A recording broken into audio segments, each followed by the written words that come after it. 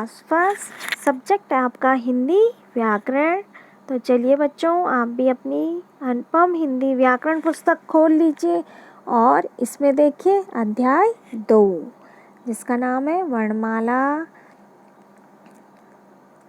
बच्चों, हमने अभी तक आपके जितने भी अध्याय आपको पढ़ा चुके हैं उनका हम दोबारा से अध्ययन कर रहे हैं। तो हमने वर्णमाला पाठ का एक बार पहले भी अध्ययन कर लिया है और इससे पहले हमने आपको ध्वनियाँ पहचानने को दी। हमने आपको कॉपी में कार्य दिया कि ध्वनियाँ को पहचानना है। जैसे यहाँ पे फल की ध्वनि है तो फ, अ, ल, अ, इसमें 4 ध्वनियों का प्रयोग हो रहा है।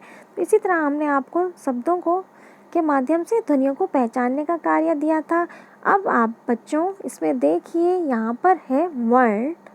आज हम जानेंगे वर्ण के बारे में। तो देखो आप, वर्ण क्या है? वर्ण भाषा की सबसे छोटी इकाई ध्वनि होती है जिसके टुकड़े नहीं किए जा सकते।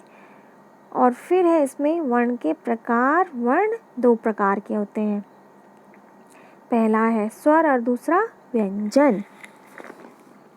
इसमें देखो आप, स्वर में हिंदी में 11 स्वर अ, आ, ई, उ, री, ए, आई, ओ और औ।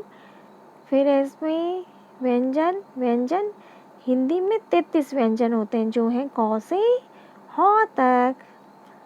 तो देखिए बच्चों, आप भी अपनी हिंदी की कॉपी निकाल लीजिए। फिर इसमें आज की दिनांक डाल लीजिए और अध्याय संख्या और अध्याय का नाम वर्णमाला लिख लीजिए। फिर लिखिए आप वर्ण के बारे में लिखना है हमें। वर्ण भाषा की सबसे छोटी इकाई होती है और जब हम इन वर्णों को क्रम अनुसार मतलब एक के बाद एक लिखते हैं तो वर्णों की क्या बनती है? वर्णों की एक माला बनती है, अर्थात जिसे हम वर्णमाला कहते हैं। तो फिर यहाँ पे वर्ण के प्रकार, काइंड्स ऑफ लेटर्स। वर्ण कितने प्रकार के होते हैं आपको बताया गया? वर्ण 2 प्रकार के होते हैं, स्वर और व्यंजन।